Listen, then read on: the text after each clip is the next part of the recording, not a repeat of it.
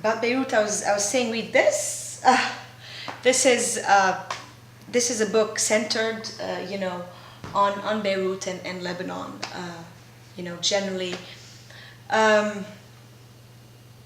if I were to describe Beirut, I'd say she's a woman. I'd say she's middle-aged. I'd say she's a little bit crazy. Probably has tattoos, smokes, curses. And it's a beautiful city, and it's chaotic it's chaotic, it's crazy, it's ugly and beautiful, all at the same time. It's very vibrant, it's full of life, there's street life, Lots of poems in this book are about streets, about the street and the people you see on the street, and neighbors and buildings and washing, what do you call them? The lines, the clotheslines, and rooftops and antennas on the rooftops, and what else? And street vendors, and churches and mosques, and it's full of sounds and smells and languages and people, and if you look and listen, it's just utterly beautiful. But then again, I'm biased because I'm Lebanese, but yes. I'll start in English, T.S. Eliot.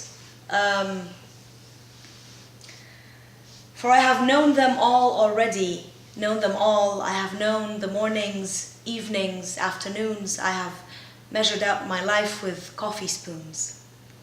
That's the first one. In Arabic, there's a really lovely poem called Unshudatul Matar, Rain Song by Badr Shakir al-Sayyab. I'm just going to say it in Arabic. And not the whole thing, but part of it. أتعلمين أي حزن يبعث المطر وكيف تنشج المزاريب إذا انهمر وكيف يشعر الوحيد فيه بالضياع بلا انتهاء كالدم المراقي كالجياع كالحب كالأطفال كالموتى هو المطر.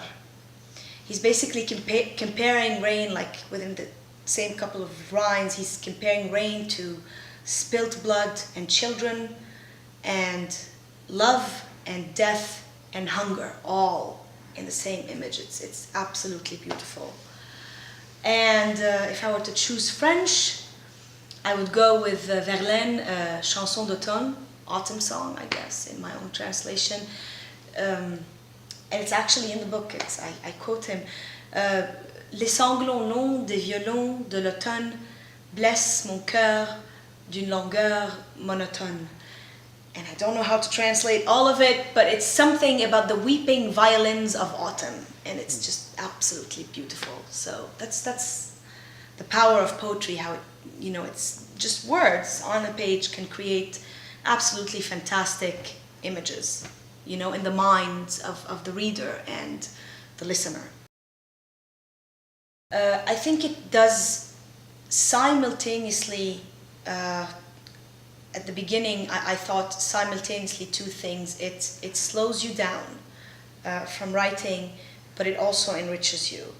So, my first book took me 7 years to write, and that's because I was kind of having kids, On an emotional level, it enriches you because I think a lot of good writing is about observing and looking and empathizing with people and imagining what it is like to be in this person's shoes, maybe.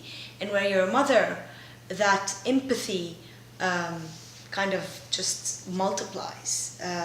So this is the richness that they add. And also, I think they're the best poets. They are the best. I write them down sometimes, the things that they say to me, but they say things like today my daughter was saying, she was sick, so she was at home, she was like, play with me. And I was like, no, I'm working on something. And she knows now that I write, so she says, oh, I know what you're doing, you're writing. You're working on your second book, oh. And she wasn't too happy with it. And I said, when you grow up, you're gonna do something too, you're going to work. And I said bukra, which means tomorrow, but which is also like in Lebanese, it means, you know, later on in life. And she said, not bukra, not tomorrow. I won't be an adult tomorrow. And I said, well, later. And she said, later is this afternoon. I won't be an adult this afternoon. Let's play. And so they keep saying these things. Like once Aya said, is God the boss, Mom? You know, or once she came up to me and said, everyone is a woman, right?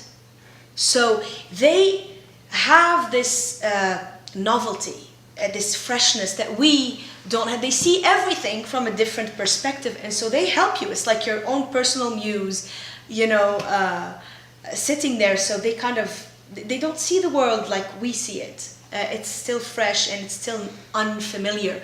And one of the things that poetry tries to do is to defamiliarize the familiar. So to look at the moon and to say it's an onion, for example. And children see onions and moons all the time, you know? So there's also this richness. So I think in the end, you know, at the beginning when they were very young and I was all over the place, I thought, oh my God, what am I going to do? I'm never going to be able to write properly. But then on a longer term, it's just, it's a very enriching experience, and it adds to the poetry. It adds a lot to the poetry.